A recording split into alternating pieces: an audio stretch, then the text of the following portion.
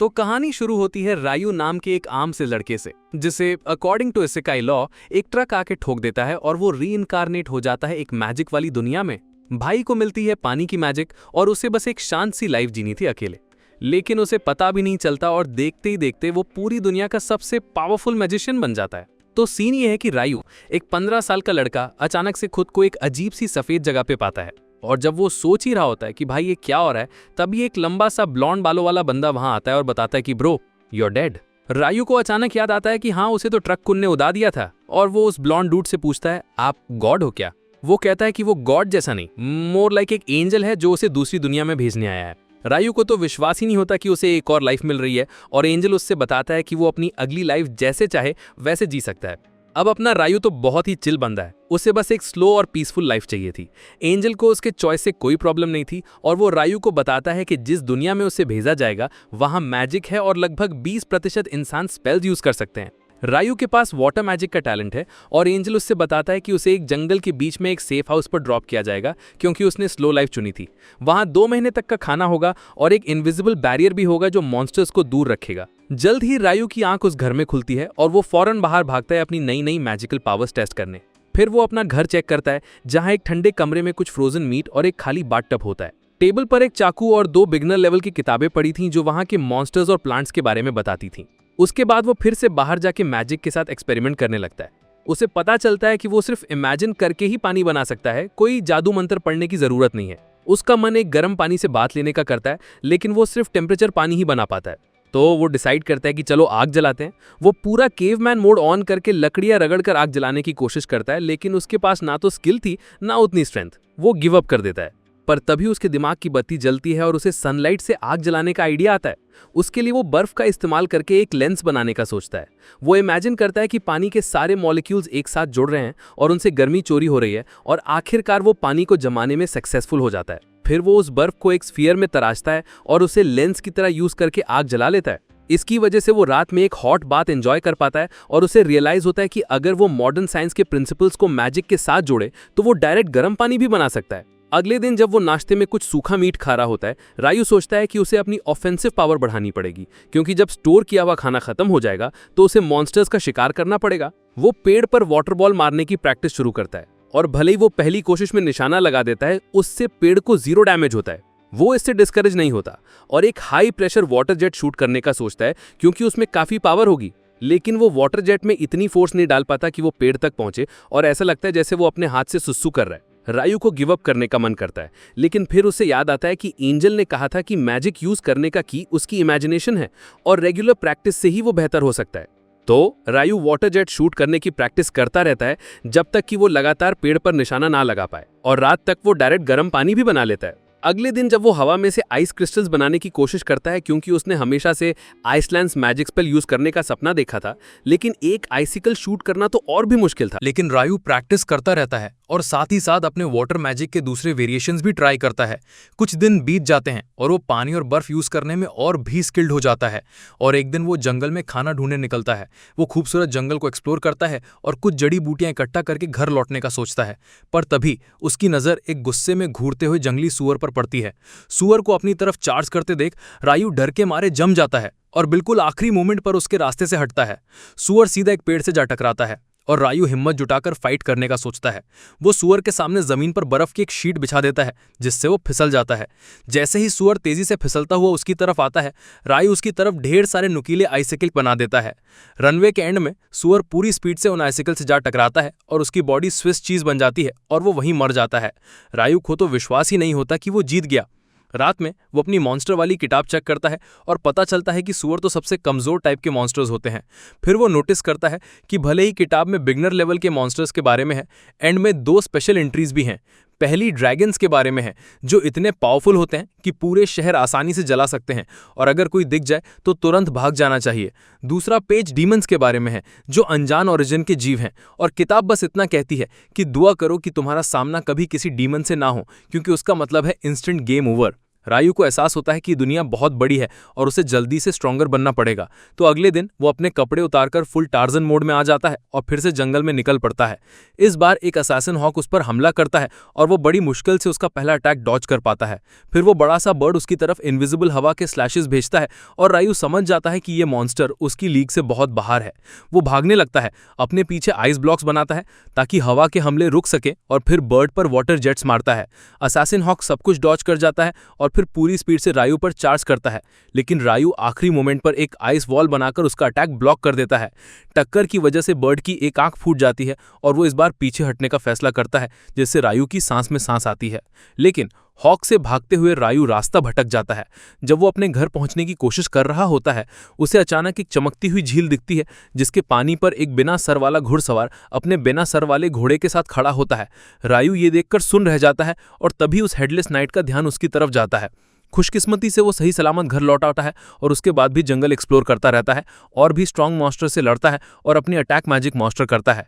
रात में वो फिर से उस झील पर जाता है जहां हेडलेस नाइट उसका इंतजार कर रहा होता है। रायू को किताब में हेडलेस राइडर्स या दुल्हन्स के बारे में कुछ नहीं मिला और वो सोचता है कि क्या ये हाई लेवल मॉन्स्टर्स हैं या फिर इन्हें मॉन्स्टर्स माना ही नहीं जाता। लेकिन इन सब से कोई फर्क नहीं पड़ता है, क्योंकि वो यहाँ उसके साथ प्रैक्टिस फाइट करने आया है। रायू हेडलेस नाइट पर बर्फ से बनी तलवार से हमला करता है, लेकिन एक भी वार नहीं कर पाता।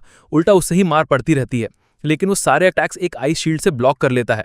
आखिरकार वो थककर जमीन पर गिर जाता है, लेकिन हेडलेस नाइट उस पर हमला नहीं करता, क्योंकि वो असल में उसे ट्रेन कर रहा था।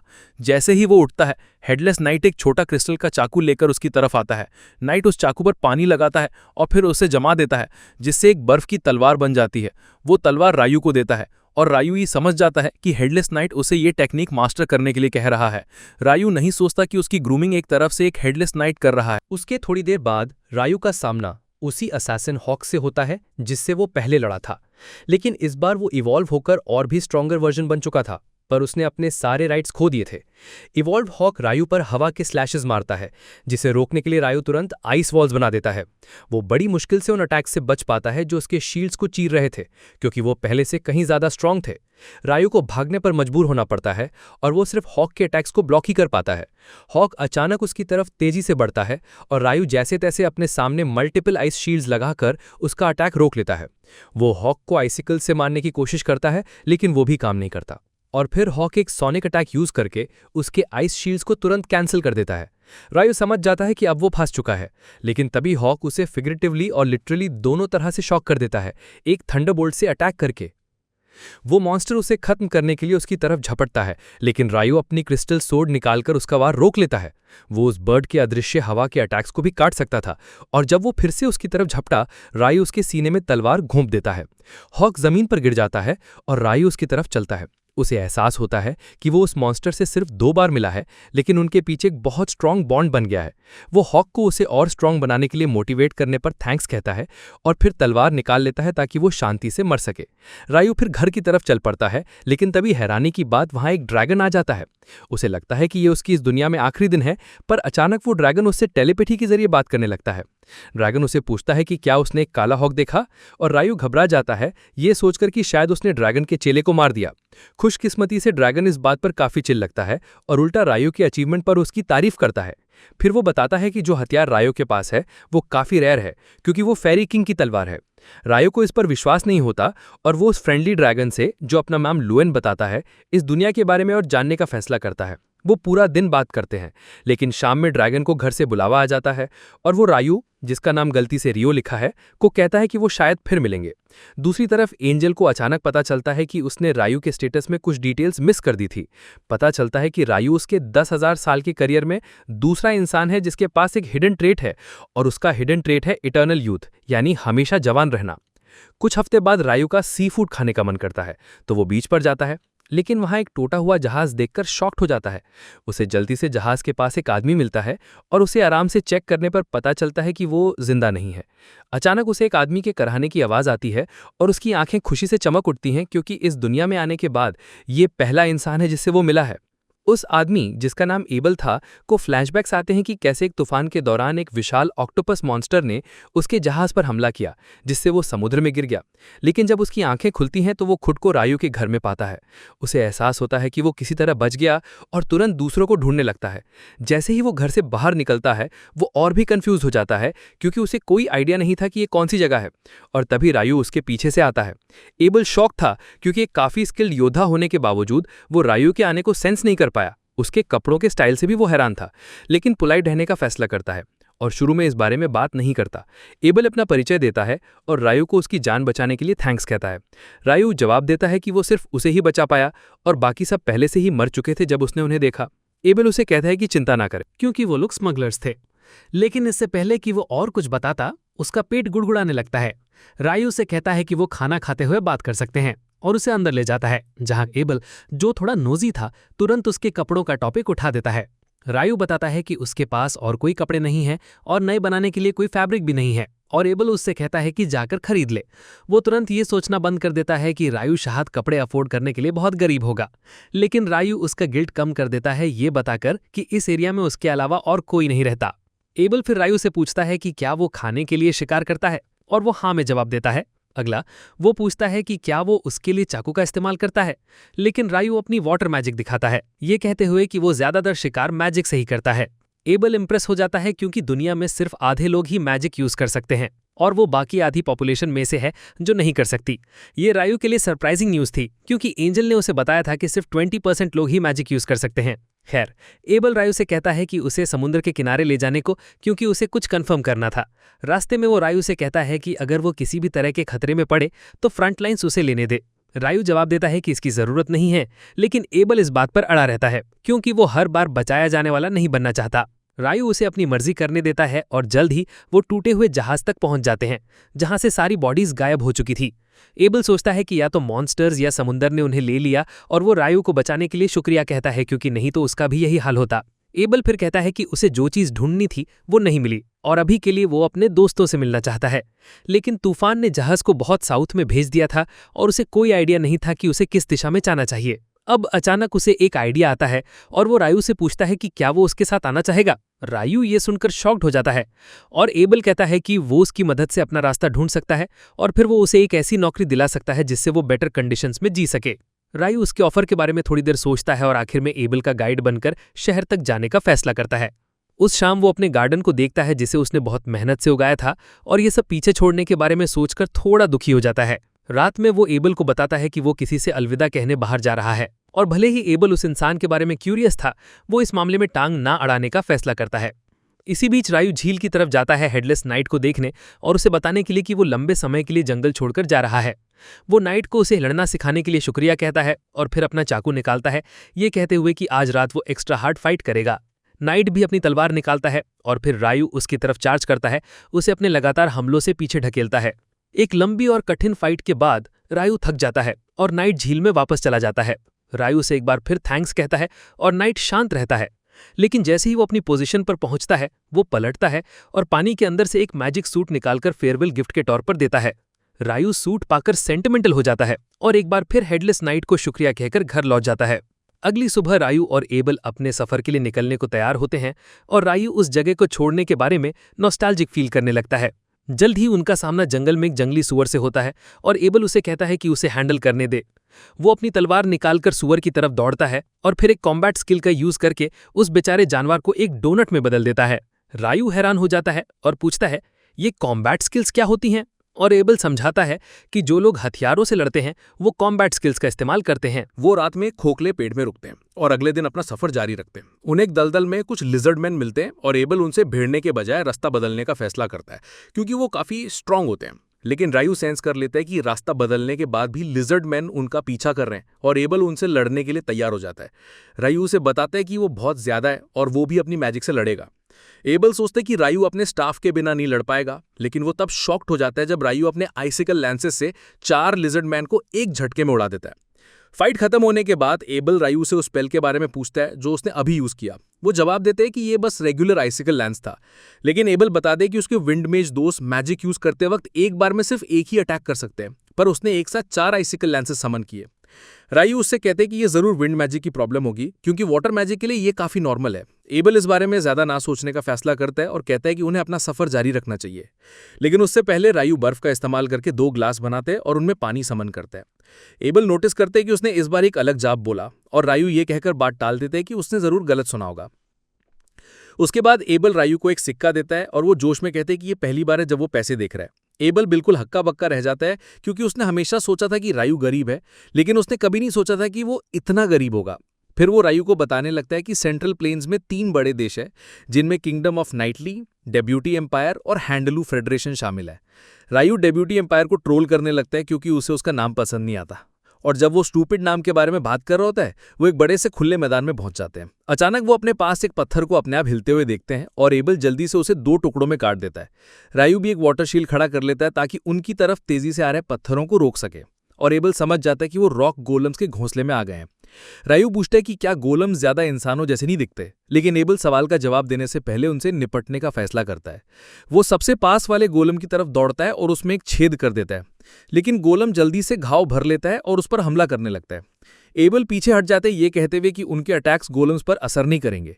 लेकिन तभी रायू को एक आइडिया आता है। वो हवा में एक बड़ा साइज क्यूब बनाता है और उसे गोलम्स के ऊपर गिरा देता है, उन्हें कुचलकर। एबल तो स्पीचलेस हो जाता है, क्योंकि उसने ऐसा स्पेल पहले कभी नहीं देखा था। लेकिन रायू उसे कुछ और बार यूज करके बाकी गोलम्स को भी हरा देता है। उसके बाद उन्हें एक स्पेशल रॉक गोलम मिलता है, जिसके पास एक बड़ा सा मैजिक स्टोन होता है, और एबल कहता है कि ये बहुत महंगा बिकेगा। रायू कहता है कि वो दूसरे गोलम से भी मैजिक स्टोन निकालना चाहेगा, लेकिन वो बर्फ के नीचे दबे हैं और वो या तो बहुत आलसी है या बहुत बेवकूफ कि उस बर्फ को पिघलाए। वो इसके साथ अपना सफर जारी रखते हैं और जल्दी उनका सामना एक विशाल क्रॉक हिप्पो हाइब्रिड से होता है। एबल कहता है कि ये एक बिहीमोथ है, जो कि एक बहुत ही रेयर और पावरफुल मॉन्स्टर जिसे उसने पहले कभी नहीं देखा। रायू पूछते कि क्या उन्हें इसका शिकार करना चाहिए, लेकिन एबल उसे कहते हैं कि यह पॉसिबल ही नहीं है। तभी वहां कुछ वाइवर्न्स भी आ जाते हैं और रायू एक्साइटेड हो जाता है, क्योंकि आप वो मॉन्स्टर्स के बीच में एक बैटल देखेंगे। जल्दी ही वाइवर्न्स बिहीवोथ पर मैजिक से पत्थर बरसाना शुरू करते हैं, लेकिन वो बस धाड़ता है, उनकी मैजिक को कैंसिल कर देता है और उन्हें जमीन पर गिरा देता है। रायू एबल को बताता है कि उस विशाल मॉन्स्टर ने शायद मैजिक कैंसिलेशन स्किल का यूज किया। बाद में जब वो डिनर कर रहे होते हैं, एबल रायू से मैजिक के बारे में और पूछता है, कैंसिलेशन स्किल के बारे में, क्योंकि उसने सिर्फ डंजन्स में कुछ ऐसे ट्रैप्स के बारे में सुना था जो ये कर सकते हैं। डंजन्स के बारे में सुनकर रायू एक्साइटेड हो जाता है और एबल उसे बताता है कि जिस शहर लॉन की तरफ वो उतार रहे हैं वहां एक डंजन है। रायू गुस्सा हो जाता है कि उसने इतनी इंपॉर्टेंट बात उसे पहले नहीं बताई और पूछता है कि क्या वो कुछ और भी छिपा रहा है। एबल उससे पूछता है कि क्या उसे कम से कम ड्वार्फ्स और एल्व्स के बारे में पता है, लेकिन रायू उसे डिटेल्स देने को कहता है। कुछ दिन बाद वो एक पहाड़ों की रेंज तक पहुंचते हैं और रायू कहता है कि पहाड़ों को पार करने के बाद उन्हें कोई इंसानी बस्ती मिल जाएगी। एबल पूछता है कि वो इतना श्योर कैसे हो सकता है, और रायू सोचता है कि क्या उसे बता देना चाहिए कि वो एक ड्रैगन से मिला था जिसने उसे इस दुनिया के बारे में बहुत कुछ बताया था। आखिर में वो इसे सीक्रेट रखने का फैसला करता है, ये कहते हुए कि ये ज्ञान इंसानी समझ से परे है। उसकी ठीक बाद उन्हें एक अजीब सी आवाज सुनाई देती है और दोनों लड़ने के लिए तैयार हो जाते हैं। लेकिन जब आसमान से ग्रिफिन नाम का एक पावरफुल मॉन्स्टर उनकी तरफ आता है तो रायू और एबल दोनों की फट जाती है। एबल को पैनिक अटैक आने लगता है, लेकिन रायू जल्दी से हवा में मीट का एक टुकड़ा उछालकर सिचुएशन को सॉल्व कर देता है। एबल भी उसकी नकल करता है और ग्रिफिन दोनों टुकड़ों को अपने मुंह में लेकर उड़ जाता है। उसके जाने के बाद दोनों लड़के चैन की सांस लेते हैं और अग्री करते हैं कि अगर वो इतनी स्ट्रांग चीज से लड़ाई करते तो ज्यादा देर टिक नहीं पाते। जैसे ही वो अपना सफर जारी रखते हैं, एबल बताता है कि पिछले 100 सालों में किसी भी इंसान का सामना बीएमएच या ग्रिफिन से नहीं हुआ है और जरूर वो लंबे पहाड़ उन्हें इंसानी बस्तियों तक पहुंचने से रोक रहे होंगे। इससे रायू को याद आता है कि जो वाइवर्न्स बीएमएच से लड़े थे वो नॉर्थ से आए थे, इसका मतलब उनका घोंसला आसपास ही है। वो सही निकलता है, क्योंकि जल्द ही उन्हें कुछ वाइवर्न्स एक मॉन्स्टर को खाते हुए मिल जाते हैं। रायू लड़ना चाहता है, लेकिन एबल कहता है कि वाइवर्न्स जैसे स्ट्रॉन्ग मॉन्स्टर से लड़ने के लिए कम से कम 20 अनुभवी एडवेंचरर्स लगते हैं। रायू उससे कहता है कि वो फ्यूचर में लड़ाई से बच नहीं पाएंगे और पूछता है कि क्या बेहतर होगा अगर वाइवर्न्स जमीन पर पिन हो जाए। एबल हाँ कहता है, ये बताते हुए कि वो क्लोज कॉम्बैट में एक को हरा सकता है, और रायू तुरंत आगे बढ़ जाता है, एक लंबा सा झूठा स्पेल बोलकर सिर्फ 4 आइसिकल समन करने के लिए, ताकि वो वाइवर्न्स के पंखों में भोंक सके। एबल इस मौके का फायदा उठाकर उनके भेजे उड़ा देता है, लेकिन तभी वहां 2 और वाइवर्न्स आ जाते हैं। रायू इस बार बिना कोई स्पेल बोले उन्हें आइसिकल से नीचे गिरा देता है और एबल को शक होने लगता है। खैर, वो वाइवर्न्स को हरा देते हैं और उनके मैजिक स्टोन्स इकट्ठा करके नॉर्थ की तरफ अपना सफर जारी रखते हैं। जल्द ही वो पहाड़ों की रेंज पार करके हरी भरी पहाड़ियों में पहुंच जाते हैं। एबल हैरान था कि उन्होंने ना सिर्फ वाइवर्न से लड़ा बल्कि ढेर सारे मैजिक स्टोन्स भी जमा कर लिए जो एम्पायर पहुंचने पर उन्हें बहुत सारा पैसा दिलवाएंगे। रायू अचानक क्यूरियस हो जाता है कि वो किस देश की तरफ जा रहे हैं, क्योंकि डेभी एम्पायर के अलावा उसे किसी से कोई दिक्कत नहीं थी। एबल बताता है कि डेभी एम्पायर थोड़ा और नॉर्थ की तरफ है और रायू ये सुनकर राहत की सांस लेता है। ये एबल को कंफ्यूज कर देता है और वो रायू से पूछता है कि क्या उसे एम्पायर से कोई प्रॉब्लम है। वो जवाब देता है कि उसे एम्पायर या उसके लोगों से कोई दिक्कत नहीं है, लेकिन नाम इतना क्रिंज है कि वो उसके साथ जुड़ना नहीं चाहता और एबल को ये काफी अजीब लगता है। अचानक रायू को दूर एक सड़क दिखती है और ये देखकर कि वो पूरब से पश्चिम की तरफ जा रही है, एबल समझ जाता है कि जिन पहाड़ों को उन्होंने अभी पार किया वो मामूली नहीं थे। लेकिन जब रायू उससे पूछता है कि वो क्या सोच रहा है, वो जवाब देता है कि कुछ नहीं और कहता है कि ये सड़क हमें एक शहर तक ले जाएगी। रायू एक बिस्तर पर सोने के ख्याल से एक्साइटेड हो जाता है और एबल उसे वहां का खाना ट्राई करने की सलाह देता है। वो रात तक शहर पहुंच जाते हैं और जब वो एक इन में डिनर कर रहे होते हैं, एबल रायू को एडवेंचरर्स गिल्ड में रजिस्टर करवाने का सुझाव देता है, क्योंकि गिल्ड लाइसेंस उसके आइडेंटिटी कार्ड का काम करेगा। साथ ही अगर उसके पास गिल्ड लाइसेंस होगा तो उसे नए शहर में घुसने पर कोई टैक्स नहीं देना पड़ेगा। वो रायू को याद दिलाता है कि उसने अभी अभी एक सिल्वर कॉइन उसकी एंट्री के लिए भरा है और रायू उसे ताना मारना शुरू कर देता है। पूछता है कि क्या वो एक दोस्त पर खर्च किए गए हर पैसे का हिसाब रखेगा। एबल इस हरकत से थोड़ा क्रिंज हो जाता है, लेकिन वो अपना लेक्चर जारी रखता है और रायू को बताता है कि अगर वो एडवेंचरर गिल्ड का मेंबर बन जाता है तो गिल्ड उससे मैजिक स्टोन्स और मॉन्स्टर मटेरियल अच्छे दाम पर खरीदेगा। वो समझाता है कि सिर्फ एल्केमिस्ट्स ही उन मटेरियल्स को ठीक से यूज कर सकते हैं और रायू उनके बारे में और जानने के लिए क्यूरियस हो जाता है। लेकिन उसे कोई सवाल पूछने का मौका नहीं मिलता क्योंकि वेट्रेस उनका खाना ले आती है और वो अपनी आंखों पर विश्वास नहीं कर पाता जब वो करी राइस की प्लेट देखता है। रायू ये प्रोसेस करने की कोशिश करता है कि इस दुनिया में करी राइस कैसे एग्जिस्ट कर सकती है, क्योंकि आइसेकाई एनिमे में भी प्रोटैगनिस्ट को परफेक्ट करी बनाने के लिए पूरी दुनिया घूमनी पड़ती है और वो इस चीज के लिए थोड़ा आगे देख रहा था। करी का टेस्ट भी उतना ही डिलिशियस और नॉस्टैल्जिक था जैसा वो जापान में खाता था और रायू जल्दी से प्लेट खत्म करके और ऑर्डर करता है। अगले दिन रायू बस यही बोले जा रहा था कि करी कितनी अच्छी थी और कहता है कि ये एक और इंटरेस्टिंग चीज निकली जो एबल ने उससे छिपा रखी थी। वो खेल खेल में उसे कहता है कि वो सारे राज बता दे जो वो छिपा रहा है और एबल ये सुनकर चौंक जाता है। लेकिन रायू तो बस उससे शहर की डेजर्ट शॉप्स के बारे में पूछना चाहता था। एबल घबराकर वहां से चला जाता है कहते हुए कि उसे मीठा पसंद नहीं है और रायू उसके इस अजीब बिहेवियर से कंफ्यूज हो जाता है।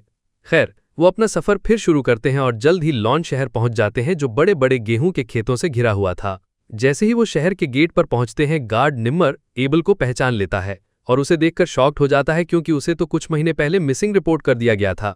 एबल उसे बताता है कि बहुत कुछ हुआ और वो रायू की वजह से ही घर वापस आ पाया है। निम्मर रायू को अपने दोस्त को बचाने के लिए थैंक्स कहता है और फिर जोश में उसे हाथ मिलाता है, जिसके बाद वो एबल से बातें करने लगता है। एक बार शहर के अंदर आने के बाद एबल रायू को बताता है कि उन्हें सीधा गिल्ड जाना चाहिए क्योंकि उसके साथ होने पर रायू को रजिस्ट्रेशन के टाइम ही रैंक अप मिल जाएगा। वो समझाता है कि आमतौर पर नए एडवेंचरर्स को F रैंक मिलता है, लेकिन अगर B रैंक या उससे ऊपर का कोई एडवेंचरर उनके लिए सिफारिश कर दे तो वो सीधा D रैंक तक पहुंच सकते हैं। वो जल्द ही गिल्ड पहुंचते हैं और वहां सब एबल को दोबारा देखकर खुशी से हैरान हो जाते हैं। वो उसे ऐसे घेर लेते हैं जैसे वो कोई सेलिब्रिटी हो और रायू खुश होता है कि एबल के पास इतने लोग हैं जो उसकी परवाह करते हैं। वो उसे इस रियूनियन को थोड़ा और एंजॉय करने देने का फैसला करता है और थोड़ी ताज़ी हवा लेने बाहर चला जाता है। वो टहल रहा था कि अचानक उसकी टक्कर एक एल्फ से हो जाती है। जबकि रायू उसके नुकीले कानों और खूबसूरत चेहरे से मोहित था, वो एल्फ लड़की भी उसके आउटफिट की वजह से उससे अपनी नजरें नहीं हटा पा रही थी। वो पहचान जाती है कि ये फेरी किंग का कोट है और कहती है कि वो यानी फेरी किंग रायू को बहुत पसंद करता होगा जो उसने इतना बड़ा गिफ्ट दिया। रायू को तो समझ ही नहीं आता कि वो क्या कह रही है और फिर वो एल्फ लड़की उसे कहती है कि आज वो जल्दी में है, लेकिन वो उम्मीद करती है कि वो उसे फिर मिल पाएगी। रायू बस वहीं हक्का बक्का खड़ा रह जाता है जब एबल उसे ढूंढने बाहर आता है और उसे अंदर आने को कहता है। फिर रायू को वो सबको अपने दोस्तों से मिलवाता है उस बंदे के रूप में जिसने उसकी जान बचाई थी। सब रायू को शुक्रिया कहते हैं एबल को बचाने के लिए और उसे ये सारी अटेंशन अच्छी लगने लगती है। उसके बाद एबल रायू को फ्रंट डेस्क पर ले जाता है और रिसेप्शनिस्ट से उसे अपनी सिफारिश पर एक D रैंक एडवेंचरर के तौर पर रजिस्टर करने को कहता है। रिसेप्शनिस्ट ये सुनकर शॉक्ड हो जाती है क्योंकि एबल के पार्टी से आज तक किसी ने किसी को रेकमेंड नहीं किया था और वो जवाब देता है कि रायू एक बहुत ही स्पेशल केस है। रिसेप्शनिस्ट कहती है कि रायू को रैंक अप लेने से पहले अपनी स्ट्रेंथ का सबूत देना होगा और एबल कहता है कि वो इस बारे में सीधा गिल्ड मास्टर से बात करना चाहता है।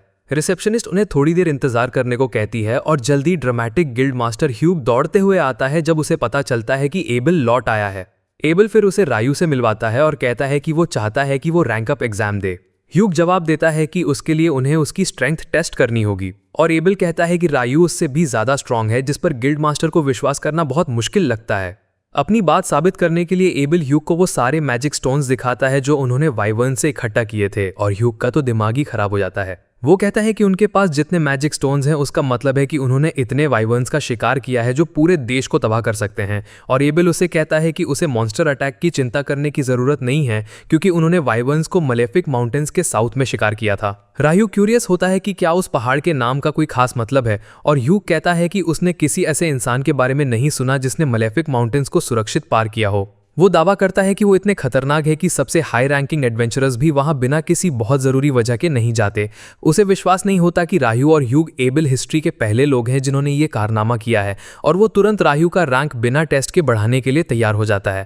तभी एबल की पार्टी कमरे में घुस आती है और वो बहुत इमोशनल होते हैं क्योंकि उन्होंने सोचा था कि वो उसे फिर कभी नहीं देख पाएंगे। गिल्ड मास्टर उन्हें अपने दोस्त के साथ मिलने जुलने देता है जबकि वो रायू को रजिस्टर करवाने के लिए बाहर ले जाता है। रायू उसके पीछे जाता है लेकिन एबल उसे कहता है कि जब उसका काम हो जाए तो वो रिसेप्शनिस्ट के डेस्क पर इंतजार करे क्योंकि वो उसे एक स्पेशल जगह दिखाना चाहता है।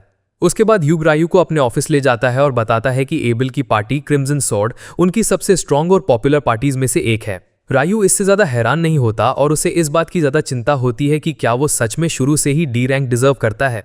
जवाब में ह्यूग उसे बताता है कि वो जानता है कि एबल कितना टैलेंटेड है, लेकिन वो ये भी जानता है कि वो अकेले एक वाइवर्न को नहीं हरा सकता। इससे उसे विश्वास हो जाता है कि रायू ने वाइवर्न से लड़ने में एक इंपॉर्टेंट भूमिका निभाई थी जो उसे डी रैंक के लिए क्वालिफाई करती है। तभी रिसेप्शनिस्ट ऑफिस में वो सामान लेकर आती है जो रायू को फॉर्मली एक एडवेंचरर रजिस्टर करने के लिए जरूरी था, और ह्यूग ये काम उस पर छोड़ देता है क्योंकि उसके पास बहुत पेपर वर्क था। रिसेप्शनिस्ट नीना अपना परिचय देकर शुरू करती है और फिर बेसिक इंटरव्यू के सवाल पूछने लगती है। वो फिर रायू को बताती है कि गिल्ड में रजिस्ट्रेशन के 300 दिन तक वो गिल्ड के लॉजिंग्स में रह सकता है, लेकिन उसके बाद उसे रहने के लिए कोई और जगह ढूंढनी होगी। अगला वो उसे डंजन एक्सप्लोरेशन पर उस कोर्स के बारे में बताती है जो गिल्ड उसके जैसे नए एडवेंचरर्स को ऑफर करता है, और रायू तुरंत जवाब देता है कि वो कोर्स में एनरोल करना चाहता है। नीना उसे कहती है कि वो 2 दिन बाद सुबह 9 बजे मीटिंग हॉल में आ जाए, और रायू ये जानकर शॉक्ड हो जाता है कि यहाँ घड़ियां भी हैं। नीना फिर असली रजिस्ट्रेशन प्रोसेस पर आती है और रायू को अपने सामने रखे क्रिस्टल डिवाइस पर हाथ रखने को कहती है। जैसे ही वो क्रिस्टल पर अपना हाथ रखता है, वो उसके बायोमेट्रिक स्कैन करता है और डेटा को ऊपर रखी मेटल प्लेट पर अपलोड कर देता है, जिसे उसके गिल्ड कार्ड में बदल देता है। नीना रायू को गिल्ड में ऑफिशियली रजिस्टर होने के लिए बधाई देती है और इसके साथ वो ऑफिस से निकल जाते हैं। उसके थोड़ी देर बाद एबल रायू को शहर का टूर कराता है, ये कहते हुए कि वो उसे कुछ कपड़े और एक स्टाफ खरीद कर देना चाहता है, उसे यहाँ तक एस्कॉर्ट करने के पेमेंट के तौर पर। रायू कपड़े मिलने पर खुश होता है, लेकिन वो स्टाफ के बारे में क्यूरियस था। एबल कहता है कि सभी मैजिशियंस को एक स्टाफ की जरूरत होती है, लेकिन रायू जवाब देता है कि वो बिना किसी टूल के आराम से मैजिक यूज कर सकता है। वो ये भी बताता है कि जब उसे क्लोज रेंज में लड़ना होता है तो वो तलवार यूज करता है, इसलिए एक स्टाफ उसके ज्यादा काम नहीं आएगा। एबल ये सुनकर हैरान हो जाता है, और वो तब और भी हैरान होता है जब रायू उसे बताता है कि जो छोटा सा चाकू उसके पास है वही उसकी तलवार है। खैर, रायू उसे बताता है कि उसे कपड़ों या स्टाफ से ज्यादा जरूरी चीज की जरूरत है, और वो है इस दुनिया के बेसिक्स के बारे में इंफॉर्मेशन। उसकी थोड़ी देर बाद उसे पता चलता है कि इस दुनिया में घंटे, दिन, हफ्ते और महीने बिल्कुल अर्थ जैसे ही हैं, और वो चीजें नापने के लिए मैट्रिक सिस्टम का भी इस्तेमाल करते हैं।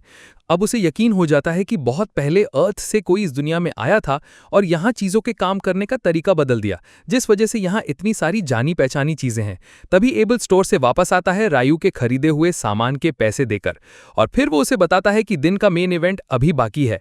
वो रायू को एक बड़े से इन में ले जाता है जहां गिल्ड के उसके सारे दोस्त उसकी सलामत वापसी का जश्न मनाने के लिए मौजूद थे। वो पूरी रात पार्टी करते हैं और अगली सुबह नैना को रायू को बेल करा के उस जगह ले जाना पड़ता है जहां वो रहने वाला था। वो उसे एक कमरे में ले जाती है जहां 2 नए एडवेंचरर्स पहले से ही रह रहे थे, और ब्राउन बालों वाला लड़का अपना नाम नील्स और ब्लॉन्ड वाला इडो बताता है। तो जैसे ही उनके क्लास के बारे में बात करके नैना कमरे से जाती है, नील्स तो एकदम रोमांटिक शायर बन जाता है। यार, नैना कितनी ब्यूटीफुल है ना। उसकी बात सुनते ही ईडो उसे रियलिटी चेक देता है। भाई, थोड़ा औकात में रह के सपने देख। हम लोग एक दूसरे से इतना फॉर्मल होना बंद करे तो अच्छा है। इतने में ही नैना एक और नए बकरे के साथ वापस आती है जो उनका नया रूममेट बनने वाला था। ईडो उस नए लड़के को देखकर कहता है ये तो काफी छोटा लग रहा है, और एमन कंफर्म करता है कि हाँ वो सिर्फ 16 साल का है। बेचारे की स्टोरी थोड़ी सैड थी। अपने पेरेंट्स को खोने के बाद जीने के लिए एडवेंचरर बनना ही उसके पास आखिरी ऑप्शन था। नैना रियो को बताती है कि एमन भी उसके साथ बेसिक डंजन कोर्स लेगा तो उन्हें साथ जाना चाहिए, जिस पर दोनों अग्री कर लेते हैं। सीन कट होता है और हम पहुंचते हैं एबल के पास, जहां उसकी दोस्त लिन का तो दिमागी फ्यूज हो जाता है। उसको विश्वास ही नहीं हो रहा कि एक मेज मोटी आइस शील्ड बना सकता है। वो कहती है शील्ड्स तो आमतौर पर इतने पतले होते हैं कि हवा के एक स्लैश से ही उनके टुकड़े टुकड़े हो जाते हैं, और हवा में शील्ड बनाकर उससे दुश्मन पे अटैक करना, भाई ये तो बिल्कुल ही इम्पॉसिबल है। लेकिन एबल उसे कहता है कि रियो ने बिल्कुल यही किया था। लिन समझाती है कि मैजिक आमतौर पर सिर्फ कास्टर के पास ही बनाई जा सकती है, इसलिए ये सब उसके पल्ले नहीं पड़ रहा। फिर भी वहां खड़ी प्रीस्टेस कहती है कि अगर एबल ये सब कह रहा है तो सच ही होगा। लेकिन लिन को डर था कि अगर रियो कभी उनके खिलाफ हो गया तो बहुत बड़ी प्रॉब्लम हो जाएगी, या अगर वो उनके दुश्मन किंगडम में शामिल हो गया। इस पर एबल उन्हें अश्योर करता है कि ऐसा कभी नहीं होगा। जब वो पूछते हैं कि भाई तू इतना श्योर कैसे हैं, तो वो बताता है क्योंकि रियो को किंगडम के नाम से ही नफरत है। भाई क्या लॉजिक है। दूसरे दिन रियो डंजन क्लास में होता है। इंस्ट्रक्टर अनाउंस करता है कि उनकी डंजन एक्सप्लोरेशन की इंट्रोडक्टरी लेसन्स खत्म हो चुकी हैं। उसी दोपहर वो एक असली डंजन के पहले फ्लोर पर जाएंगे। एमन इस बात से ही काफी नर्वस लग रहा था, तो रियो उसे सलाह देता है कि खुद पर ज्यादा प्रेशर न डाले, वरना डंजन एक्सप्लोरेशन शुरू होने से पहले ही उसकी सारी एनर्जी खत्म हो जाएगी। जब इंस्ट्रक्टर पूछता है कि क्या किसी के पास कोई सवाल है, तो रियो हाथ उठाता है और पूछता है कि क्या कोई ऐसा तरीका है जिससे वो डंजन के उस लेयर पर तुरंत ट्रैवल कर सकें जिसे वो पहले ही क्लियर कर चुके हैं। सवाल से इंस्ट्रक्टर इंप्रेस हो जाता है, लेकिन वो समझाता है कि ये फीचर सिर्फ सर्टन प्रोविंसेस के कुछ खास डंजन्स में ही है। वो आगे बताता है कि लॉन में ऐसा कोई डंजन नहीं है, क्योंकि उसने भी इसके बारे में सिर्फ अफवाहों में सुना है।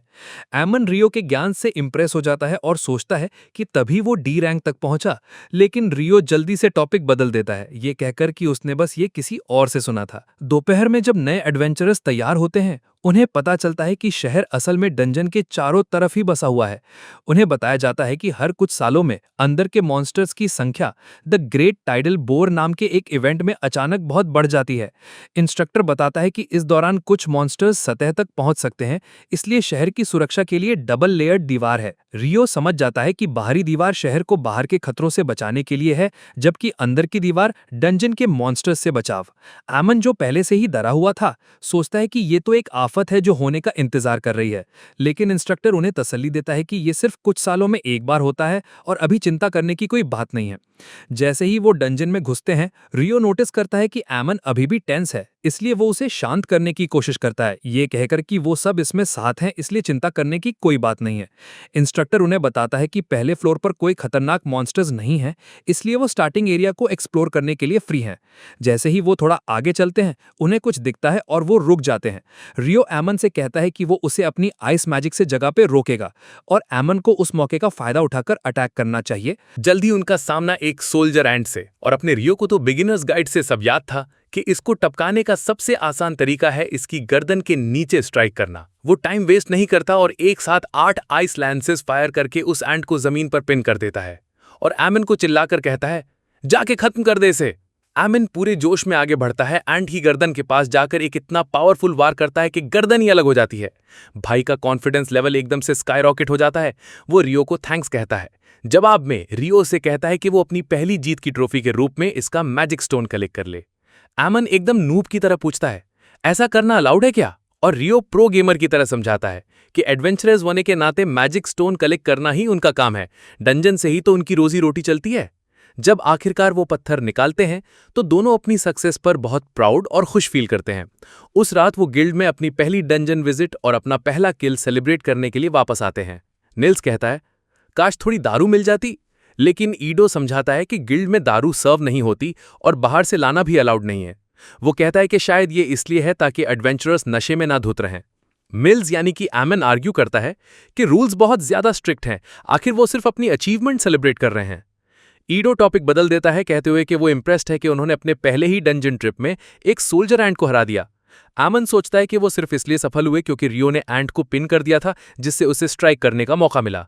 लेकिन रियो एमन की तलवारबाजी की तारीफ करता है और उसे अपनी एबिलिटीज को कम ना समझने के लिए कहता है। निल्स खुश था कि उन्हें मैजिक स्टोन मिल गया, जबकि ईडो पूछता है कि उनका कल का क्या प्लान है।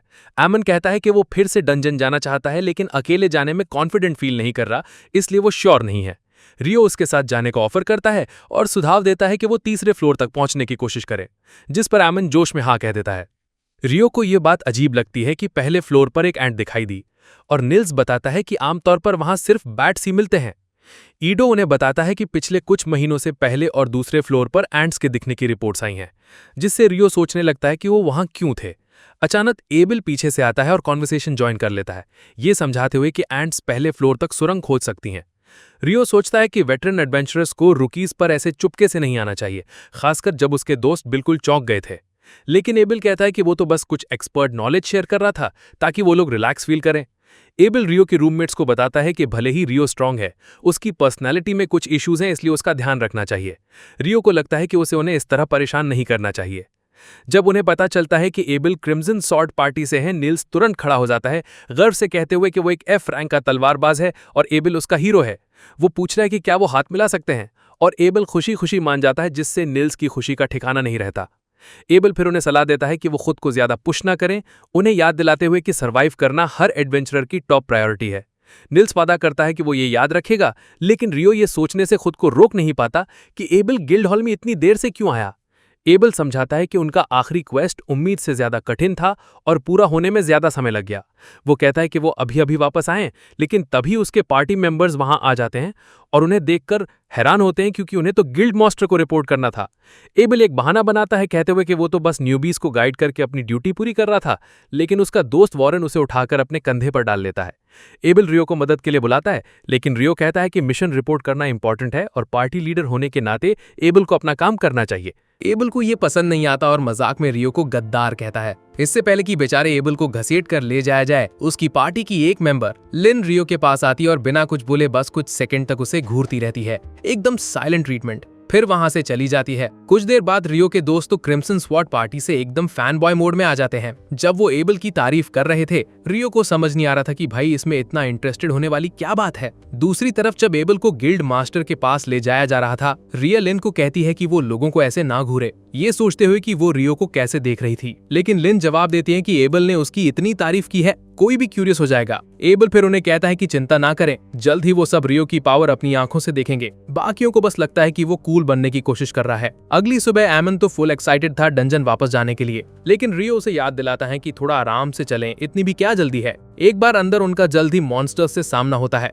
रियो उन पर आइस लैंसेस फायर करता है, जबकि एमन अब और ज्यादा कॉन्फिडेंट तेजी से रिएक्ट करता है जब एक भेड़िया उस पर झपटता है और उसके शरीर को आसानी से काट देता है। एक और भेड़िया चुपके से एमन पर हमला करने की कोशिश करता है, लेकिन रियो उसे भी और आइस लैंसेस से मार देता है, जिससे एमन को उसे फिनिश करने का मौका मिल जाता है। हर फाइट के साथ एमन अपनी एबिलिटीज में और भी ज्यादा कॉन्फिडेंट होता जाता है। जब वो सभी भेड़ियों को साफ कर देते हैं, रियो एमन को कहता है कि उसकी तलवारबाजी उसे एबल की याद दिलाती है। फिर उसे याद आता है कि एमन ने एक बार अपने टीचर का जिक्र किया था। एमन बताता है कि उसके टीचर का नाम कीरा है और उसने कैपिटल के एक जाने माने स्कूल में ट्रेनिंग ली थी। रियो कहता है कि उसे विश्वास है कि एमन में एबल जैसा महान तलवारबाज बनने की पूरी क्षमता है। बदले में एमन इस बात से इम्प्रेस हो जाता है कि एक मेज होने के बावजूद रियो को तलवारबाजी के बारे में इतना कुछ पता है। रियो समझाता है कि वो एक मेंटर के साथ ट्रेन करता था, लेकिन क्योंकि उसका स्टाइल ओरिजिनल है, उसे नहीं पता कि वो इसमें कितना स्किल्ड है। रियो एमन से पूछता है कि क्या वो आगे बढ़ने के लिए तैयार है। एमन हाँ कहता है, लेकिन रियो सोचता है कि उसे थोड़ा और आराम करना चाहिए, क्योंकि उसका फाइटिंग स्टाइल अभी भी काफी थका देने वाला लगता है। वो सुझाव देता है कि एमन अपना स्टैमिना बढ़ाने के लिए रेगुलर रनिंग शुरू करे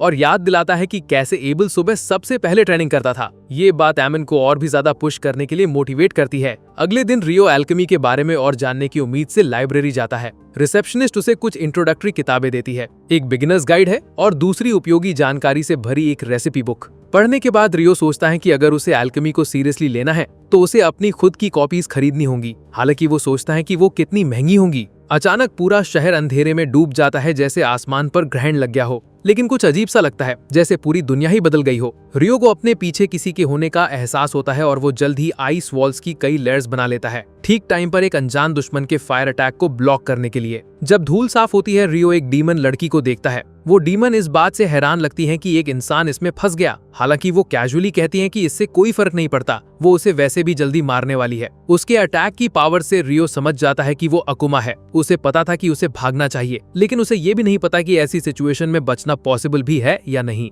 अकुमा लड़की आग का एक विशाल गोला बनाती है और रियो फिर से जल्दी से कई आइस वॉल्स बना लेता है, लेकिन वो नोटिस करता है कि वो पहले जितनी अच्छी तरह से नहीं टिक पा रहे हैं। वो दीवार में एक छेद कर देती है और उस पर एक विंड बुलेट फायर करती है, लेकिन रियो जैसे तैसे डॉज कर लेता है। दिल पर सीधा वार लगने से बच जाता है। वो हैरान थी कि वो उसके हेलफायर को ब्लॉक कर पाया, और तब और भी ज्यादा शॉक्ड हो जाती है जब वो देखती है कि रियो अपनी तलवार से उस फायर को आसानी से काट देता है। वो हैरान थी कि वो उसके हेलफायर को ब्लॉक कर पाया, और तब और भी ज्यादा शॉक्ड हो जाती है जब वो उसके विंड लैंस को हवा में ही गायब कर देता है। तब उसकी नजर रियो के पहने हुए कपड़ों पर पड़ती है और वो समझ जाती है कि ये तो फेरी किंग से मिले हैं। गुस्से में वो डिसाइड करती है कि अब उसे अपने हाथ गंदे करने पड़ेंगे और उससे अप क्लोज लड़ना होगा। अकुमा उसे खत्म करने के लिए चार्ज करती है, लेकिन अपना रियो हार मानने को तैयार नहीं था। वो अपनी तलवार निकालता है और पूरे डिटर्मिनेशन के साथ उसके वारों को ब्लॉक करना शुरू कर देता है। वो उस पर कितना स्लो है कह के ताना मारती है, इसलिए वो आइस अटैक से जवाब देता है, लेकिन वो उन्हें बड़ी आसानी से डॉज कर जाती है। रियो तुरंत समझ जाता है कि वो इतनी तेज स्पीड से मूव करने के लिए विंड मैजिक का इस्तेमाल कर रही है।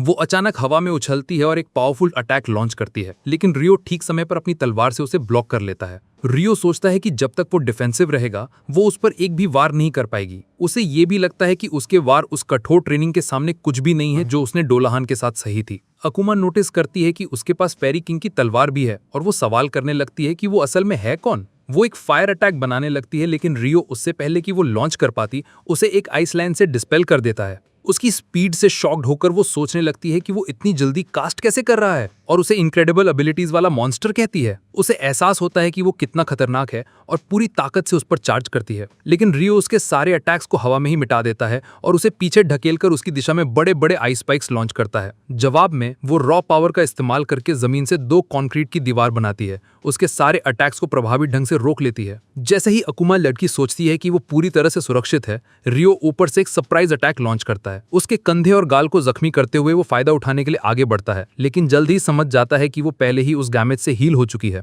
जब वो कुछ पल के लिए डिस्ट्रैक्टेड होता है, वो उसे पास की एक बिल्डिंग में उड़ा देती है। अकुमा लड़की को लगता है कि वो फाइट जीत चुकी है, लेकिन अचानक आसमान से पानी की बूंदें गिरने लगती हैं। जैसे ही वो उसे छूती हैं, वो उसकी स्किन को जलाने लगती हैं और वो दर्द से चीखती है। गुस्से में वो खून की प्यास की एक विशाल लहर छोड़ देती है, लेकिन खुशकिस्मती से रियो के लिए ग्रहण ठीक समय पर खत्म हो जाता है। वो अपना परिचय लियोनोर के रूप में देती है, लेकिन रियो को पहले से ही पता है कि वो एक अकुमा है। वो हैरान होती है कि उसे उसकी जाति के अस्तित्व के बारे में पता है, जिसका मतलब है कि उसे मार देना चाहिए था, लेकिन वो जानती है कि उसे टाइम लिमिट के अंदर हराना इम्पॉसिबल है। लियोनोर उससे कहती है कि उसे फाइट में मजा आया और वो उससे फिर से मिलने का इंतजार करेगी, लेकिन रियो को वैसा महसूस नहीं होता। फिर भी लियोनोर जोर देती है कि वो फिर मिलेंगे क्योंकि वो इतना स्ट्रांग है। भले ही वो वापस ना आ सके, उसे उसके जैसे और भी मिल सकते हैं। ये रियो को इंट्रीट कर देता है, ये समझते हुए कि दुनिया में और भी अकुमास हैं। जाने से पहले वो उसे चेतावनी देती है कि वो खुद को मरवा न ले, क्योंकि अब उसकी जिंदगी उसकी है। लियोनोर ये भी उम्मीद करती है कि जब वो अगली बार मिलेंगे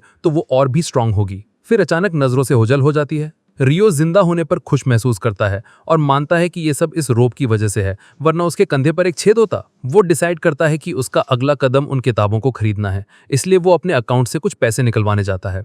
अपने अकाउंट से पैसे निकलवाने के बाद रियो खुश महसूस करता है, ये समझते हुए कि वो उन वाइवन स्टोन्स को गिल्ड को बेचकर काफी अमीर हो गया है। उसे लगता है कि अब उसे जीने के लिए चिंता करने की जरूरत नहीं पड़ेगी। लेकिन जब वो उनके कमरे में वापस आता है तो वहां उसका कोई इंतजार नहीं कर रहा था। वो एल्केमी की किताबें खरीदने के लिए बुक स्टोर जाने का फैसला करता है, लेकिन रास्ते में वो अचानक सड़क पर कुछ एडवेंचरर्स को अपने दोस्तों को बुली करते हुए देखता है। रियो सुनता है कि लीडर रियो के ग्रुप को कह रहा है कि उन्हें हमेशा एक अटैक के लिए तैयार रहना चाहिए, क्योंकि मॉन्स्टर्स वार्निंग नहीं देते हैं। लेकिन इससे पहले कि वो अपनी बात पूरी कर पाता, रियो उन बुलीज को अपनी एकदम प्रिसाइज आइस मैजिक से नॉकआउट कर देता है। उनका लीडर डैन गुस्से से लाल पीला होकर रियो को घूंसा मारने दौड़ता है। आराम से डॉज करके अपनी तलवार के हैंडल से उसके मुंह पर ऐसा चिपकाता है कि भाई ने वहीं उल्टी कर दी। Full on puke fest. इसके बाद रियो अपने दोस्तों को जल्दी आराम मिलने के लिए मैजिक पोशंस देता है। फिर भी वो नोटिस करता है कि उसके दोस्त एकदम थक चुके हैं और उन्हें रिकवर करने के लिए गर्म पानी के झरने यानी हॉट स्प्रिंग्स जाने का सजेशन देता है। थोड़ा स्पा डे तो बनता है बॉस। बाद में हॉट स्प्रिंग में आइडो अपनी हीलिंग मैजिक से रियो के कंधे की चोट ठीक करता है। आइडो को इस बात पर हैरानी होती है कि बैटल में इतना तगड़ा होने के बावजूद रियो को भी चोट लग सकती है। एमन उससे पूछता है कि वो पहले किससे लड़ रहा था, लेकिन रियो सवाल को टाल देता है ये कहते हुए कि जब वो तैयार होगा तो किसी और दिन बताएगा। फुल सस्पेंस बाजी चालू है। क्योंकि आराम पहले आता है बॉस। उसके थोड़ी देर बाद अपने तीनों नए दोस्त एमन, नील्स और आइडो अब एक टीम बना के डंजन जाने लगते हैं। फुल ऑन आरपीजी स्टाइल में एमन और नील्स आगे बढ़ के गॉब्लिन्स की धुलाई करते हैं और अपना आइडो पीछे से सपोर्ट देता है हीलर बन के। गॉब्लिन से मैजिक स्टोन्स निकालने के बाद आइडो एमन के घाव ठीक करता है और दोनों डिस्कस करते हैं कि भाई ये तो बहुत खतरनाक था। नील्स कहता है भाई अभी के लिए रिट्रीट करते हैं, आगे जाना आफत को बुलावा देना है। आइडो भी एग्री करता है, हाँ भाई चौथे फ्लोर पर गॉब्लिन आर्चर्स का मिलना नॉर्मल नहीं है। लेकिन एमन को तो और शिकार करके पैसा कमाना था। पर तभी नील्स को अपने हीरो एबिल की बात याद आती है, छोटी मोटी चीजों के लिए कभी अपनी जान रिस्क में मत डालना। और आखिर में वो लोग सरफेस पर वापस आ जाते हैं, जो दिन का सबसे बड़ा सेव था, क्योंकि उन्हें क्या पता था कि कुछ ही फ्लोर्स नीचे एडवेंचरर्स की एक पूरी टीम एक विशाल और पावरफुल मॉन्स्टर के हाथों गुल हो चुकी थी। सरफेस पर अपना रियो उस डीमन लड़की लियोनोर के बारे में सोच रहा था कि उसकी magic out of this world थी, लेकिन कास्टिंग स्पीड के मामले में वो उसके बराबर का था। तो वो अपनी स्ट्रेंथ्स को और बढ़ाने और वीकनेसेस को मिटाने का फैसला करता है। उसे याद आता है कि कल वो लियोनोर की मूवमेंट स्पीड के आगे टिक नहीं पाया था। उसे उसकी विंड मैजिक से जलन होती है, लेकिन भाई ने सोचा जेलस होके क्या मिलेगा, कुछ अपना जुगाड़ बनाते हैं। वो सोचता है कि खुद को आगे ढकेलने के लिए वाटर जेट का इस्तेमाल करेगा। पहले वो एक बर्फ का प्लेटफॉर्म बनाता है और फिर अपनी पीठ पर ढेर सारे छोटे छोटे वाटर जेट से खुद को आगे ढकेलता है, लेकिन स्पीड इतनी थी जैसे ट्रैफिक में कोई दादी चल रही हो। रियो इस रिजल्ट से एकदम डिससैटिस्फाइड था, लेकिन इसे वर्क इन प्रोग्रेस कहता है, जैसे मैं अपनी मेंटल हेल्थ कहता हूँ। फिर वो डीमंस और एल्केमी के बारे में और जानने के लिए लाइब्रेरी की तरफ निकल पड़ता है। और उसी टाइम एबिल की पार्टी की वो लोली विजर्ड लिन भी लाइब्रेरी में पढ़ाई कर रही थी। वो ऐसे स्पेल का रिकॉर्ड ढूंढ रही थी जो गॉलम्स को कुचाईने जितनी मोटी आइसफॉल बना सके, लेकिन उसे कुछ नहीं मिल रहा था। वो खुश थी क्योंकि उसे विश्वास करना था कि रियो बस एक धोखेबाज है जिसने एबिल को बेवकूफ बनाया, और सोचती है कि ऐसे तगड़े मैजिक स्पेल्स तो सिर्फ कॉन्टिनेंट का सबसे स्ट्रांग विजर्ड ही यूज कर सकता है। जैसे ही वो किताब वापस शेल्फ पर रखती है, उसकी नज़र एल्फ लड़की सारा पर पड़ती है।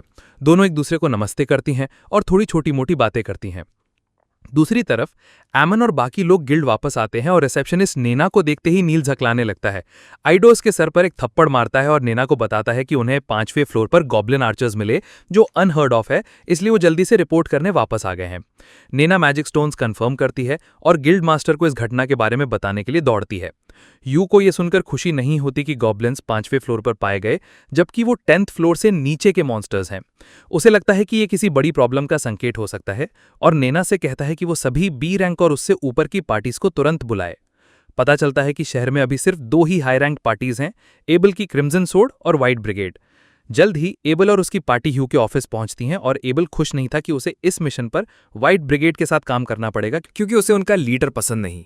लड़कियां उसे कहती हैं कि इतना बचपना बंद करे, और वो जैसे तैसे ऑफिस में घुसने से पहले शांत हो जाता है। व्हाइट ब्रिगेड का लीडर फेल्प्स पहले से ही वहां था और एबल उसे देखकर चेहरा ना बनाने की पूरी कोशिश करता है। जब दोनों बैठ जाते हैं, यू बताता है कि डंजन के 5वें फ्लोर पर गॉब्लिन्स पाए गए हैं। वो कहता है कि क्रिम्सन स्वॉर्ड और व्हाइट ब्रिगेड दोनों को डंजन में जाकर मॉन्स्टर आउटब्रेक के किसी भी संकेत की जांच करनी होगी। वो बताता है कि आखिरी आउटब्रेक 10 साल पहले हुआ था और भले ही ये बहुत जल्दी है, चांसेस हैं कि एक और आउटब्रेक होने वाला है। वो उन्हें 100 गोल्ड कॉइन्स का एडवांस पेमेंट और मिशन पूरा होने पर 200 और गोल्ड कॉइन्स ऑफर करता है।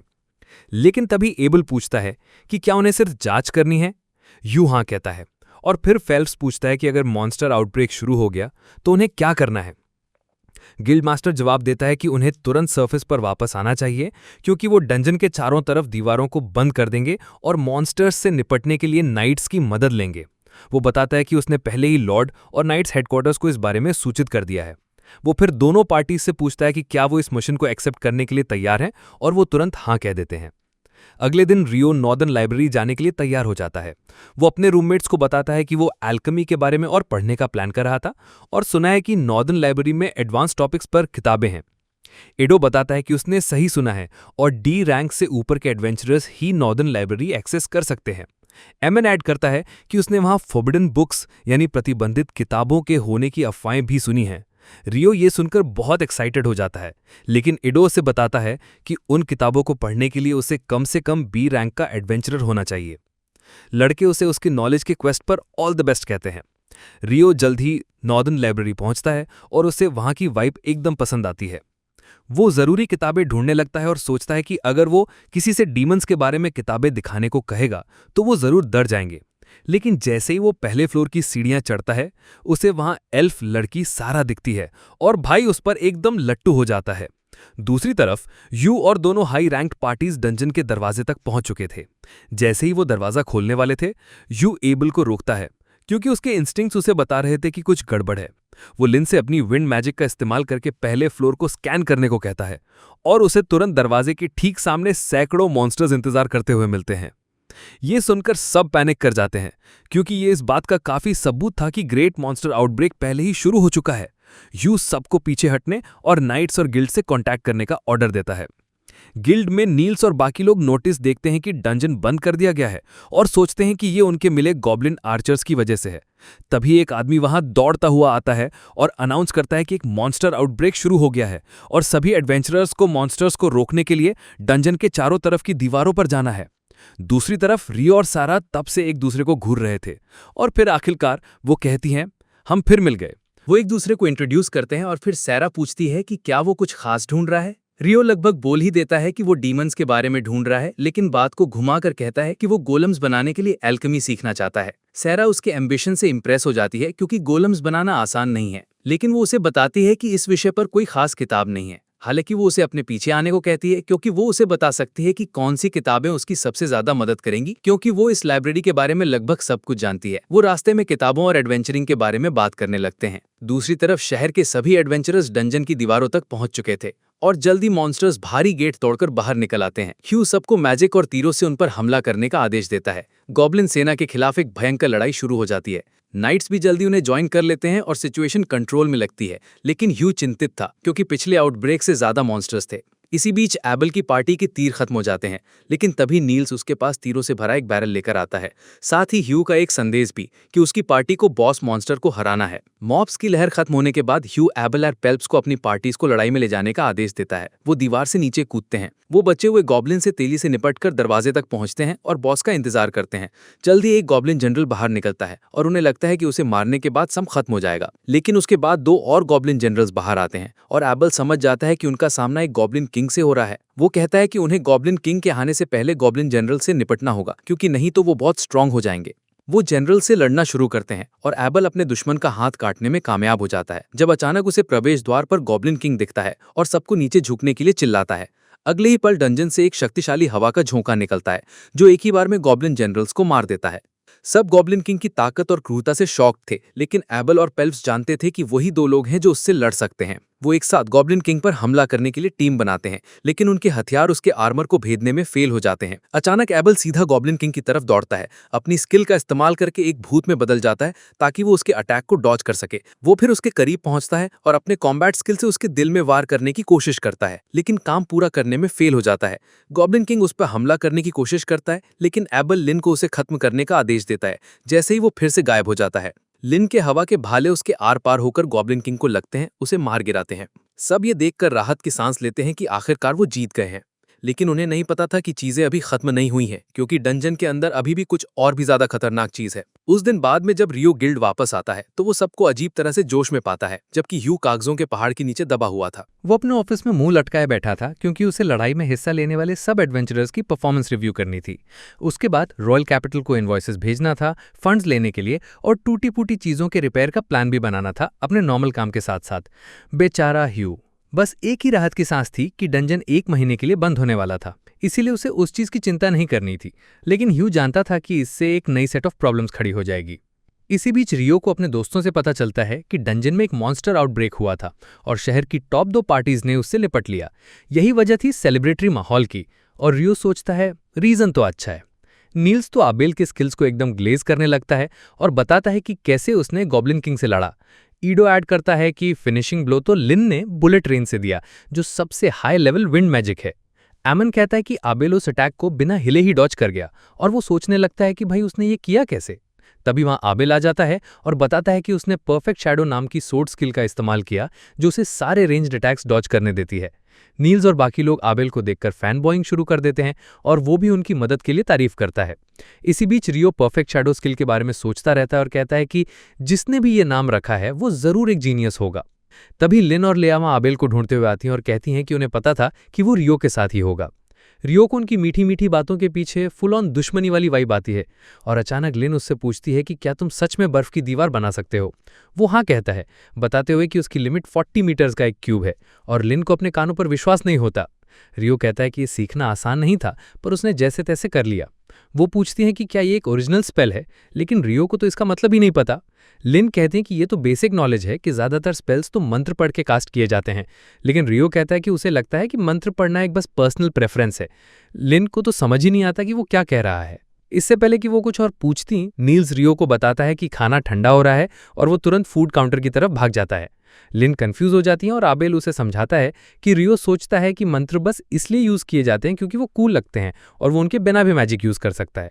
ये लिन ने अपनी जिंदगी में सुनी सबसे अजीब बात थी। उसके थोड़ी देर बाद गिल्ड में जॉब्स की कमी हो जाती है। नील्स और उसके दोस्त बस खाली नोटिस बोर्ड को देखते रहते हैं क्योंकि जब तक वो आते सारे जॉब्स पहले ही ले लिए जा चुके थे। तभी वहां रियो भी आ जाता है और उसे पता चलता है कि डंजन के अचानक बंद होने से जॉब मार्केट की हालत कैसे खराब हो गई है। लड़के उससे पूछते हैं कि क्या वो भी किसी क्वेस्ट के लिए यहाँ आया है और रियो जवाब देता है कि उसे अपने एल्केमी एक्सपेरिमेंट्स के लिए कुछ मैजिक कॉपर ओर खरीदना है। वो ये सुनकर शॉक्ड हो जाते हैं क्योंकि मैजिक ओर बहुत महंगा होता है, लेकिन उन्हें पता था कि रियो के पास पैसों की कमी नहीं है तो उसके लिए कोई फर्क नहीं पड़ता। वहीं दूसरी ओर वो एक जॉब के लिए स्ट्रगल कर रहे थे। रियो अपने भाइयों की मदद करने का फैसला करता है और कहता है कि वो उन्हें मैजिक कॉपर ओर माइन करने के लिए हायर करेगा। नील्स बताता है कि शहर के पास एक पुरानी बंद पड़ी माइन है और रियो ये सुनकर खुश हो जाता है। वो लड़कों को बताता है कि वो उन्हें सिर्फ जॉब लेने के लिए 4 गोल्ड कॉइन्स देगा हर एक को और फिर हर पीस ऑफ कॉपर ओर के लिए 25 गोल्ड कॉइन्स देगा। उसकी सिर्फ एक शर्त थी कि उन्हें सही सलामत घर लौटना होगा। लड़के ये सुनकर खुशी से पागल हो जाते हैं क्योंकि इतना पैसा तो वो नॉर्मल जॉब से 1 साल में भी नहीं कमा सकते थे। वो उससे पूछते हैं कि क्या वो श्योर है कि इतना पे कर सकता है और रियो जवाब देता है कि ये अभी भी मैजिक ओर के मार्केट रेट से सस्ता है। तो भाई डील पक्की हो गई। लड़के खुशी खुशी अपने नए जॉब के लिए निकल जाते हैं और रियो अपने कमरे में वापस आ जाता है। लेकिन इसकी लाइफ में शांति कहाँ लिखी है। तभी उसे सड़क से कुछ अजीबोगरीब आवाजें आती हैं। वो देखता है कि नाइट्स का एक ग्रुप एक लड़की को जबरदस्ती ले जाने की कोशिश कर रहा है और एक एडवेंचरर उन्हें रोकने की कोशिश कर रहा है। रियो फुल पॉपकॉर्न मोड में ड्रामा देखने लगता है। सीन तब इंटेंसिफाई हो जाता है जब नाइट्स उस लड़की को घसीटते हैं और एडवेंचरर उन्हें धक्का दे देता है। एक नाइट का तो पारा चढ़ जाता है और वो उस एडवेंचरर को सबक सिखाने के लिए अपनी तलवार निकाल लेता है, लेकिन जैसे ही वो वार करने वाला होता है वो फिसल कर गिर जाता है, जबकि वहां फिसलने के लिए कुछ था ही नहीं। वो एडवेंचरर से पूछता है, ये तूने किया ना? और वो बंदा रिप्लाई करता है, जरूर जॉन सीना ने ट्रिप कराया होगा भाई, सैवेज लेवल 9000। इससे नाइट और भी गुस्से में आ जाता है, लेकिन जैसे ही उठने की कोशिश करता है फिर से गिर जाता है। तभी एंट्री होती है फेल्प्स की, व्हाइट ब्रिगेड वाला लीडर, और वो नाइट्स को कहता है पीछे हटो अगर सजा नहीं चाहते तो। वो पूछते हैं एक मामूली एडवेंचरर की हिम्मत कैसे हुई हमसे स्टोन में बात करने की, और फेल्प्स कहता है मैं सिर्फ एक एडवेंचरर नहीं, हेनलाइन फैमिली का नोबल भी हूं। एक नाइट को याद आता है कि ये वही फैमिली है जहां से रॉयल नाइट्स का पिछला कमांडर था, और फेल्प्स डिक्लेयर करता है हाँ वो मेरे डैड थे। फिर वो उन्हें कहता है कि नाइट्स की रेपुटेशन का कचरा करना बंद करो, और वो लोग फट्टू बन के वहां से 9-11 हो जाते हैं। फेल्प्स उस एडवेंचरर की बहादुरी की तारीफ करता है। फिर वो रियो के खिड़की की तरफ मुड़ता है जो उसे ग्रीट करता है। फेल्प्स अपना परिचय देता है और कहता है कि उसने उसकी अमेजिंग मैजिक के बारे में बहुत सुना है। रियो की तो फट जाती है, सोचता है शिट, इसने मुझे जॉन सीना वाला मूव करते देख लिया। लेकिन फेल्प्स कहता है कि वो सिर्फ उस बारे में बात कर रहा है जो एबेल ने उसे बताया है। जैसे ही वो बात करना शुरू करते हैं, फेल्प्स की सेक्रेटरी उसे लेने आ जाती है और रियो को पता चल जाता है कि ये दोनों ही बहुत स्ट्रांग हैं। बाद में वो अकेले डिनर कर रहा होता है कि वहां एबेल आ जाता है। वो कहता है आजकल तुझे अकेले देखना बहुत मुश्किल हो गया है। एबेल डिसाइड करता है कि वो रियो को एक सीक्रेट में शामिल करेगा क्योंकि उसे उसकी मदद की जरूरत पड़ सकती है, और जल्द ही वो खुद को एंटरटेनमेंट डिस्ट्रिक्ट में पाते हैं। वहां एबेल बताता है कि नाइट्स का कैप्टन उसका दोस्त है और उसने रिक्वेस्ट की है कि वो उन परेशानी क्रिएट करने वाले नाइट्स को वापस लाए जो मस्ती करने भाग गए हैं। अच्छा, तो ये सीन था। तभी रियो की नजर कुछ शेडी मास्क्ड एडवेंचरर्स पर पड़ती है। वो एबेल का ध्यान उनकी तरफ खींचता है और कहता है कि उसने उन्हें पहले कभी नहीं देखा। एबेल कहता है कि डंजन की वजह से यहाँ बाहर के एडवेंचरर्स आते रहते हैं, लेकिन रियो से याद दिलाता है भाई डंजन अभी बंद है। उन मास्क्ड लोगों की नजर भी इन पर पड़ती है और वो तुरंत उन्हें एक जाल में फंसाने की कोशिश करते हैं। रियो और एबल फुल स्वैग में उनके पीछे चल देते हैं, लेकिन जब वो बदमाश उन पर घात लगाने की कोशिश करते हैं, रियो एक सेकंड भी वेस्ट नहीं करता और भारी भारी आइस स्टोन से उनकी बत्ती बुझा देता है। दी एंड। एबल फिर एक एल्केमी टूल उठाता है जो उन्होंने गिराया था। वो उन बदमाशों को बांधते हैं और पता चलता है कि वो दूसरे देश के सी रैंक एडवेंचरर्स हैं। एबल सिटी गार्ड्स को इन्फॉर्म करने और अपने भागे हुए नाइट्स को ढूंढने का मिशन जारी रखने का फैसला करता है। उसे क्या पता था कि वही भागे हुए नाइट्स फेल्प्स से बदला लेने का प्लान बना रहे थे, लेकिन जैसे ही वो फेल्प्स पर हमला करने का सोचते हैं, वो हिल भी नहीं पाते क्योंकि उसकी सेक्रेटरी ने उन्हें पहले ही जहरीली सुइयों से पैरालाइज कर दिया था। और फिर वो एक फायर स्पेल से उन्हें इतनी बुरी तरह दलाती है कि उनकी राख तक नहीं बचती। भाई, ये सेक्रेटरी है या यमराज की बहन? अगले दिन कैपिटल से एक रिसर्च टीम आती है मॉन्स्टर आउटब्रेक के बाद डंजन को स्टडी करने के लिए, और आते ही ह्यू की उनके लीडर क्लाइव से वर्बल स्पैट यानी तू मैमा शुरू हो जाती है, उसकी अजीबोगरीब डिमांड्स की वजह से। एक तो शहर में पहले से ही खाने पीने की कमी है, ऊपर से ये चाहता है कि लॉन उसके पूरे ग्रुप को सप्लाई प्रोवाइड करे, और तो और उसे रिसर्च के लिए डंजन भी खुलवाना है। ह्यू से समझाता है, अबे ओए, आउटब्रेक के अगले ही दिन डंजन खोलना बेवकूफ़ी है, लेकिन क्लाइव कहता है कि उसे नए बने मिनिस्टर ऑफ डंजन एक्सप्लोरेशन से पूरी अथॉरिटी मिली है। दोनों के बीच बहस एक डेडलॉक पर पहुंच जाती है, तो एक बूढ़े और समझदार मेज बीच में आते हैं। वो पहले ह्यू को कहते हैं कि खाने की प्रॉब्लम वो अगले बार देख लेंगे, लेकिन डंजन खोलने के मामले में क्लाइव कहता है कि ह्यू के पास कोई चॉइस नहीं है। पर ह्यू भी कहाँ पीछे हटने वाला था। उसने अपनी एक शर्त रख दी। उसने कहा कि अगर डंजन खोलने से शहर या उसके लोगों को कोई नुकसान हुआ तो इसकी जिम्मेदारी मिनिस्ट्री की होगी। क्लाइव ये सुनकर गुस्से से आग बबूला हो जाता है, लेकिन ह्यू साफ कह देता है कि जब तक वो शर्त नहीं मानेगा, डंजन का दरवाज़ा नहीं खुलेगा। बूढ़ा मेज क्लाइव को शर्त मानने के लिए मनाता है और फिर कहता है कि वो इस मिशन के लिए कुछ स्किल्ड एडवेंचरर्स को अपने गार्ड्स के तौर पर हायर करेंगे। दूसरी तरफ रियो, एबल और उसकी पार्टी जिस इन में रहते हैं, वहां जाता है ये देखने के लिए कि क्या उनका खाना गिल्ड के खाने से बेहतर है। लेकिन जैसे ही वो अंदर घुसने वाला होता है, एक लड़की दरवाजे से दौड़ती हुई बाहर आती है और उसे कहती है कि वो उसे एडवेंचरस गिल्ड ले चले क्योंकि उसे एक ज़रूरी संदेश देना है। रियो को तो बहुत भूख लगी थी, लेकिन वो उस लड़की की मदद करने का फैसला करता है। पता चलता है कि उसके टीचर ने रॉयल कैपिटल से एक लेटर भेजा है एबल से उस रिसर्च पार्टी की मदद करने के लिए कहते हुए, जो डंजन को एक्सप्लोर करने आ रही है। एबल इस बारे में श्योर नहीं था क्योंकि बहुत साल पहले एक पावरफुल पार्टी एक आउटब्रेक के ठीक बाद डंजन में गई थी और कभी वापस नहीं लौटी थी। रियो उसे कहता है तो फिर रिक्वेस्ट डिक्लाइन कर दे और लंच के लिए वापस इनकी तरफ चल पड़ता है। इसी बीच वो लड़की अपना परिचय नैटली के रूप में देती है, जो एक मशहूर वाटर मैजिक यूजर्स के परिवार से एक नई मेज है। लिन तुरंत उससे पूछती है कि क्या उसने कभी हवा में एक ऊंची आइस वॉल बनाने वाले स्पेल के बारे में सुना है, और वो ना में जवाब देती है। नैटली पूछती है कि क्या कोई ऐसा कर सकता है, और वो उसे बताते हैं कि जिस लड़के ने उसे यहाँ लाया है वो कर सकता है। वो ये सुनकर हैरान हो जाती है और एबल एक बार फिर रियो को ग्लेस करना शुरू कर देता है। वो फिर अपने पार्टी मेंबर्स को ऑर्डर देता है कि वो किसी भी हाल में रियो से कभी ना लड़ें, क्योंकि वो सब मिलकर भी उसे नहीं हरा पाएंगे। वो नैटली को भी कहता है कि अगर उसे मदद की ज़रूरत पड़े और वो लोग ना मिले तो वो तुरंत रियो के पास जाए। अगले दिन रिसर्च टीम डंजन में घुसने के लिए तैयार हो जाती है और आखिर में एबल उन्हें गार्ड करने की रिक्वेस्ट मान लेता है। वो उस बूढ़े मेज को पहले से जानता था। 3 दिन बीत जाते हैं और रिसर्च टीम डंजन के 7वें फ्लोर तक पहुंच जाती है, लेकिन उन्हें कुछ भी अजीब नहीं मिलता। लेकिन क्लाइव और उसकी रॉयल एकेडमी की टीम किसी चीज को ढूंढने में जल्दी में लग रही थी। इसी बीच बाहर कम रैंक वाले एडवेंचरर्स को डंजन में हो रही चीजों और उनके लिए अवेलेबल जॉब्स के बारे में अपडेट्स मिलते हैं। जबकि उनके लिए अभी भी आना जाना मना था, रियो के दिमाग में एक सवाल घूम रहा था।